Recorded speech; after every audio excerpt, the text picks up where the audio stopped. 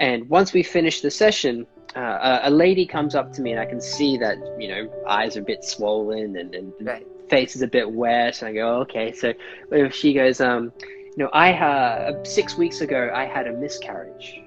Mm-hmm. And I have not been able to deal with the feelings of grief, of despair, and of guilt that I've been experiencing since.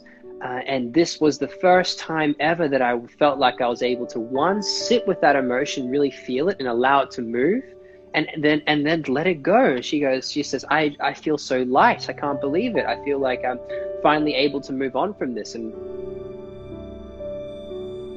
He's known as the breath guy, and he's one of the leading figures in breathwork.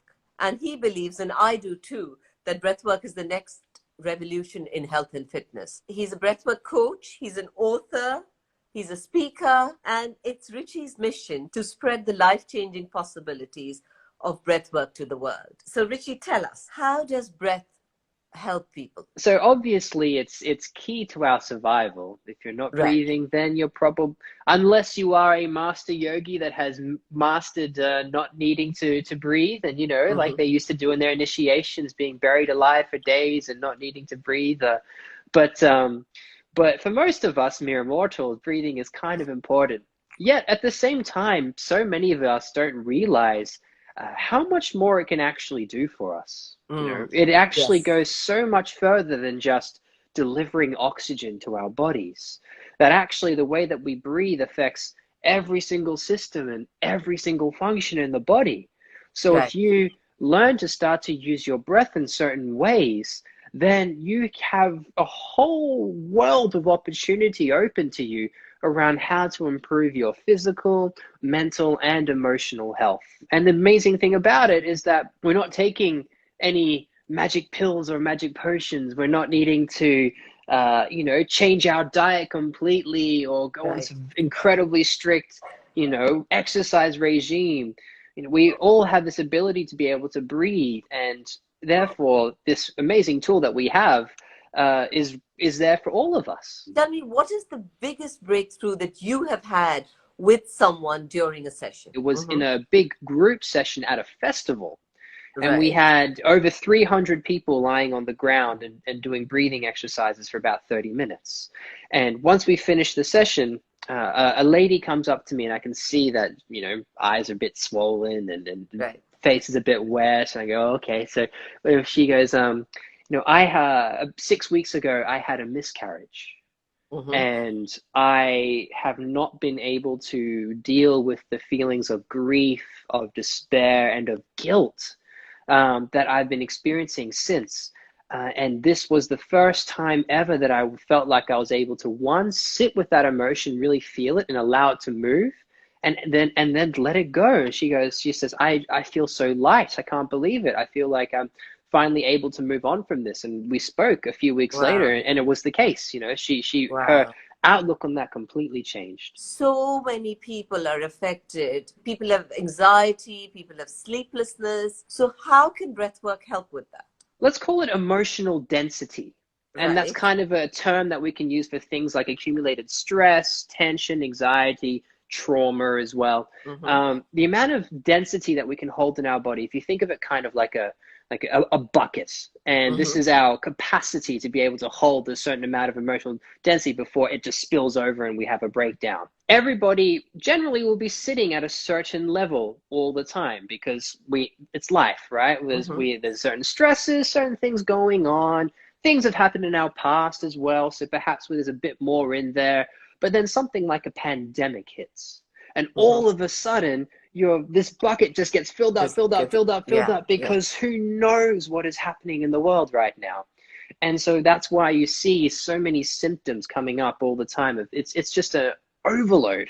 Right. Everyone's buckets are at the top or spilling over. And that's where breathwork can be useful in two ways. One, it can be used as a way to be able to manage the level Mm-hmm. of emotional density that you're holding in your body. So, you can use certain breathing techniques to be able to relax your nervous system. So if you are just experiencing certain stress throughout the day because of the incredible environment that we're in right now, you know, using your breath to be able to make sure that it doesn't go up too high and just manage it and keep it Right. at a reasonable level. Very Right. useful. And that can be in the form of 2-minute breathing techniques, 3-minute breathing techniques, nothing too crazy. We can also use the breath kind of like, as we've been talking about before, as a incredible form of therapy where you can really release massive blocks, whether it's energetically, emotionally, any kind of trauma you might be holding on to, that really decreases your baseline Okay. of the amount of density that you're holding. But tell me, how have you seen breath work helping with physical issues? And which ones are you saying are very common? So could you say that you can get rid of X, Y, Z fairly easily? You know, the whole reason I got into breath work was because of a physical issue. It was Yeah. to help my dad. So my dad was diagnosed with MS a long time ago, which is an autoimmune disease. And so I actually came across breathwork for the reason to be able to help my dad, which, by the way, has been absolutely incredible for him. So what it did was it completely stopped any progression in his MS. And we're years down the track now, and there's Oh, been no wow. and you know, MS is as most autoimmune issues are, it's degenerative, right? So over Right. time it just gets worse and worse and worse. But it, you know, it hasn't stopped, it hasn't changed at all, which is absolutely amazing. And when we initially started and when we we found his MS for the first time, he was only experiencing some light tingling down his right leg. So to this day, his only symptom is just a little bit of tingling every now and again. Wow. So, Amazing. you know, life is normal for Yeah. him, basically. So yeah, digestive issues, you can do fantastic things with breath work. Any blood pressure issues as well. You know, you can use the breath in different ways to be able to affect your cardiovascular system. So, for Okay. example, there's a way to even get a cardiovascular workout without Wow. needing to do any movement whatsoever. Just breathe. A lot of even things like migraines, for example, asthma, all these things can really be helped with just by learning how to breathe. So, for example, I was doing a big session for a group of about 18 people. One of the ladies afterwards, when we were sharing, she puts her hand up to share, and she says, "So I have had chronic lower back pain for the last 4 years because I was in a really bad car accident, and ever since then, I've had terrible back pain. And during the breathwork session, I all of a sudden saw this golden lion appear on top of my head. And then the lion went into my head, down my spine. And as it went down to the places where I felt pain, my spine went crack, crack, crack, crack, crack, crack, Oh crack, my crack, like, and God. felt like almost like bubbling releases. All pain gone. Wow. This is So, giving me goosebumps. My God. so that's when we get into the world of energy. So what I would love you to do is give us a few little examples of things, easy things that people could just do on their own. A couple of principles on how to use the breath, and then we can even go through some demonstration of doing it together. And let's talk about one of the most easy ways to use the breath that is useful almost every single day. And that is this idea of creating energy and then relaxing and de-stressing.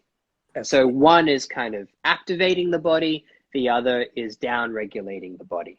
Okay, Okay. so we can upregulate and downregulate. So when we are doing something active, our breath will always increase. It's a just normal reaction. The body knows what to do.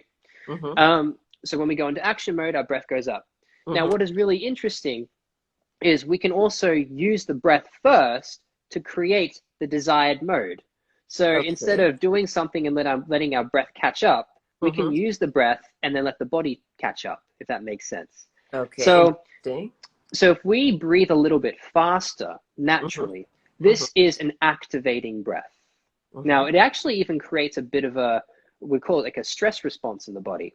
You may have heard of something called fight or flight. Yeah. Now, fight or flight isn't a bad thing. It's a good system. It's designed for a purpose, and it works very well. The only issue is when people are in that mode all the time. If you breathe a little bit faster in this technique I'm about to give you, within 90 seconds, if you took a blood test, you would actually see your adrenaline levels go up slightly. You would see your Wow. cortisol levels go up slightly. You'll feel your heartbeat start to get faster. You know, you can do this for 30 to 45 seconds. You can go for longer if you like, but generally within 30 seconds, 40 seconds, you feel it and it's already done its work. So it goes something like this. It's 3 inhales through the nose in quick succession, followed by a relaxed exhale out through the mouth. So Okay. Looks like this.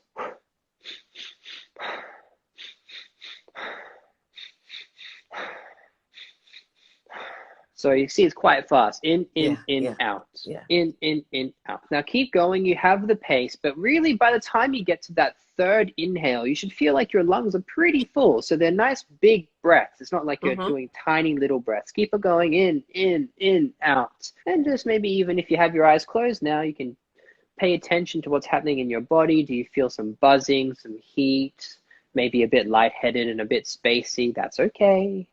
Whatever it is that you feel, just know it's just shows that there's change happening in the body. But all these like sensations that you feel, they all disappear very quickly.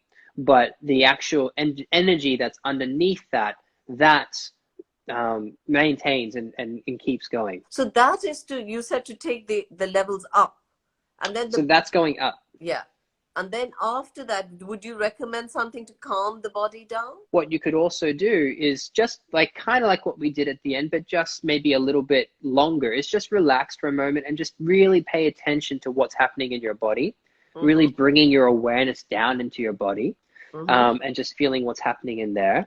That by itself is a beautiful practice in awareness and really helps to bring everything back to like a very centered place. And you can combine it with a relaxing style of breath. So whenever I feel like I need to really focus on a project, or I don't know, maybe answer a lot of emails, and I just really want to be in the zone for it, I always will do something like this. Mm-hmm. So it works in this way. You bring the energy up with Energizer Mm-hmm. Bunny, and then you ground it back down using this next breath that I'm going to share with you. Okay. We're going to talk about one type of technique called coherence breathing. It's a cadence of 6 seconds in, 6 seconds out. So one thing about it is that 6 seconds seems like a very long time, right? It seems like it's far slower than you would usually breathe. It's Yeah. 5 breaths per minute. Yeah. Most of us will breathe somewhere between 14 to 20 breaths per minute, Yes. usually. Yes. So it's really, really slowing things down. And it Right. takes a lot of concentration and focus to make sure that you're doing it in a way that actually is optimal. Because Mm-hmm. this is what most people will do when they first start doing breathing techniques that require slow breaths. Like,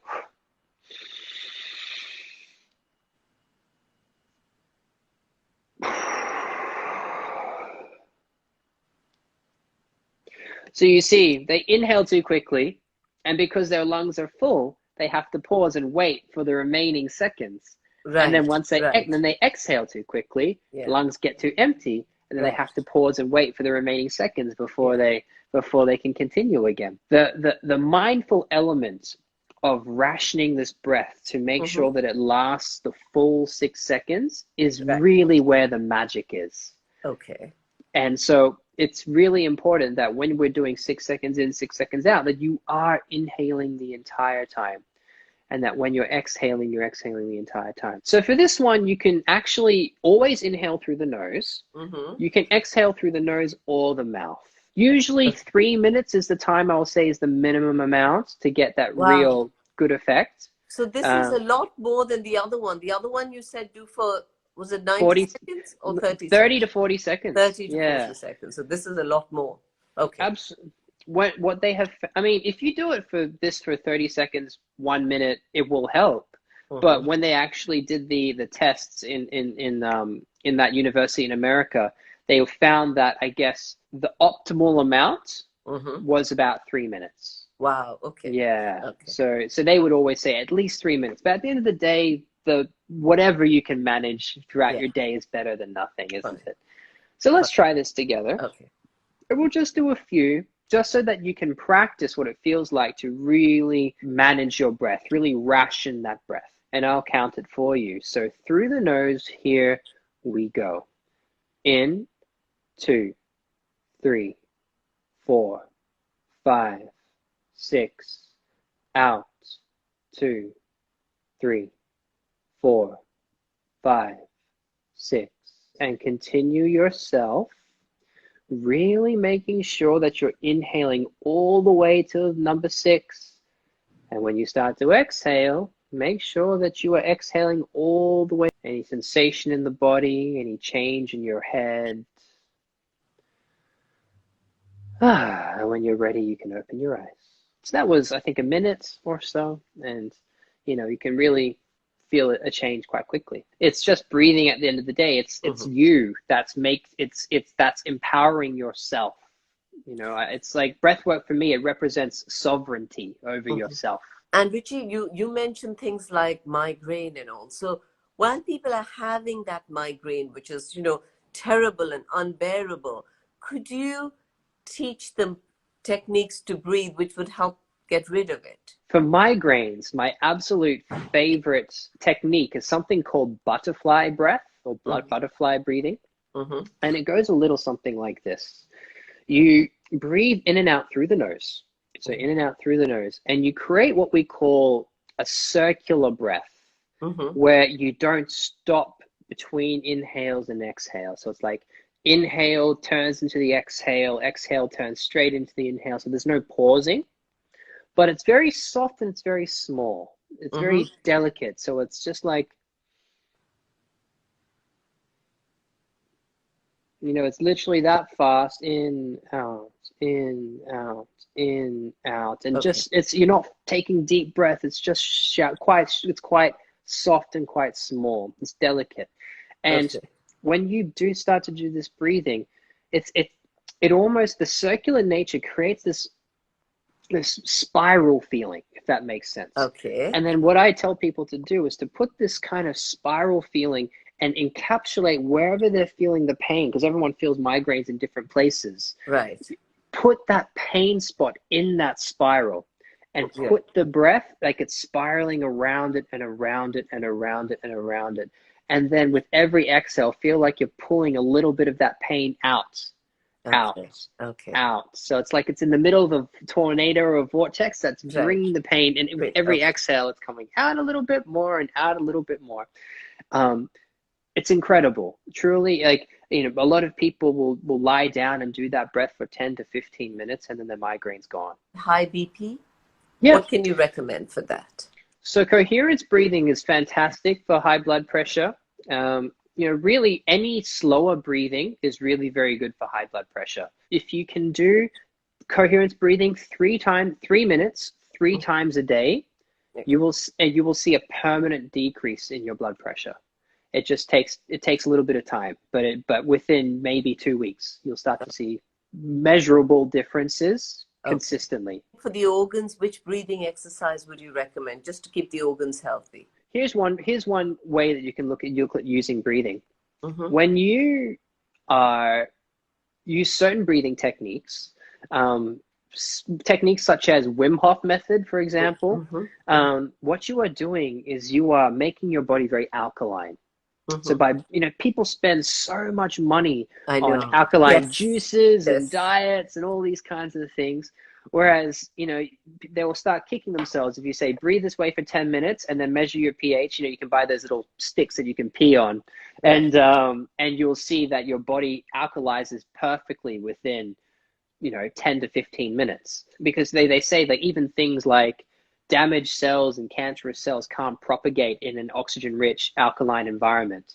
So really, really useful. Insomnia, digestive problems, hyperthyroidism, inflammation. Any kind of practice that involves the downregulating of the nervous system, and then also focusing on diaphragmatic breathing is fantastic for digestive issues. So, if you could do that coherent breathing, for example, and do that coherent breathing every 3 to 5 minutes before you eat, for example, to put your body into that rest and digest mode of your nervous system, that parasympathetic nervous system, so it's optimal and ready to take in nutrients. And 2, if you focus on doing diaphragmatic breathing at the same time, some of you may have heard of like belly breathing, that movement of the diaphragm actually massages all the organs underneath it. So it's really, really good for stimulating blood flow, ensuring that nutrients are sent to all the digestive organs, and just gets things moving around as well. So really useful.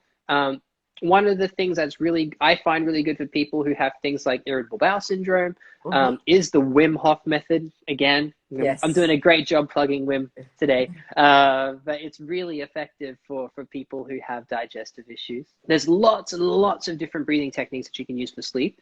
Again, any slower breathing technique will be useful because it's shifting your body into its parasympathetic system, which is very good for being able to sleep. One Mm-hmm. of my favorite ones that I give to people is something called ladder breathing. And the reason why I like it is because it combines slower breathing with being incredibly mindful of what is going on in your body and how you are feeling. Okay. So it really takes you out of your mind and into your body. And the way it works is breathing in and out through the nose. You're lying in bed, and let's say you start at a pace of 4 seconds in, 4 seconds out. And you breathe in that way for maybe 3 to 5 repetitions. Then you go up the ladder to Mm-hmm. 5 seconds in, 5 seconds out, and Okay. breathe in that way and see how that makes you feel. You know, Okay. does that feel comfortable? Does that feel easy? Does that feel effortless? Or does it feel uncomfortable? Maybe I need to go back down to 4 seconds. But you're really paying attention to how it makes you feel. Okay. Then maybe you go up to 6 seconds, and then maybe 7 seconds, and 8 seconds, and 9 seconds, and 10 seconds. And all the while, so you're combining this slow breathing that soothes your nervous system with just being Mm-hmm. so mindful of how you feel in your body, bringing you Okay. back to complete presence. And many times people just conk out and just fall asleep while doing the breathing. So Right. really good one of my favorites. Inflammation in general, oh my God, Wim Hof method's really good, Okay. And but hyperthyroidism, is that also one of the... well, hyperthyroidism, when it comes to anything endocrine related, anything that you can do to influence that autonomic nervous system once more, which is what we're always doing when we do breathing techniques, will be useful. Okay. And generally, it will be, again, any of these down regulating practices. So Okay. things that you can do to bring the body into a place of peace. And now Mm-hmm. we can start to become a little bit more energetic with it and start Mm-hmm. to place intention with the breath also. Okay. So doing things like breathing into your thyroid, or imagining with every inhale that you're breathing into your Into the... thyroid. Yes. Yeah, and sending it some sort of healing, love, nutrients, care, whatever you feel like it needs, can be very, very helpful at the same Okay. time. And that goes with anything. So if you had knee surgery, and you can breathe slowly. That slow breathing helps to promote healing by itself naturally, but even adding the intention of breathing into the knee, providing it with love, providing it with healing, with care, whatever feels good for you. Is there a way of breathing to shift stomach fat, tummy fat, abdomen fat, call it whatever you want? I think it indirectly, Mm-hmm. it could be like, well, so well, let's put it this way. When I've had medical teams do tests using biofeedback devices when doing my style of breathing sessions, Mm-hmm. and they found that within 40 minutes they can burn up to like 600 calories, Oh, wow. using like with doing like really intense breathing. Mm-hmm. So like I said, you can really use it as an intense form of exercising, but that breathing isn't easy, by the way. Okay. Like it's not like, cool, I can be lazy and I don't need to exercise. Yeah, No, yeah, yeah, imagine doing this for 40 minutes. Like that kind yeah. of really heavy, intense breathing. So it's not like I'm just going to relax and it be simple. However, having said that, when your body is constantly in a state of fight or flight, Mm-hmm. stress, Mm-hmm. that stress response, it is much, much, much better at storing energy in the form of fat. So Okay. converting glucose into fat. Right. So Yes. if you are in a more relaxed state, then chances are whatever you're eating is going to be used in its most optimal way, rather than being, shifted into your fat stores that are often around your tummy, right? Yes. Yes. So you know, I think you could use the breath to be able to better manage and relax your nervous system, which will, one of the knock-on effects would be better metabolic function. Thank you so much, Richie. It was such a pleasure having you here. Thank you for listening to this chat. If you enjoyed it, please subscribe to this page. Please subscribe to our podcast on Apple and Spotify, Wellness Curated, and follow us on Instagram, Wellness Curated, the number 1. Thank you.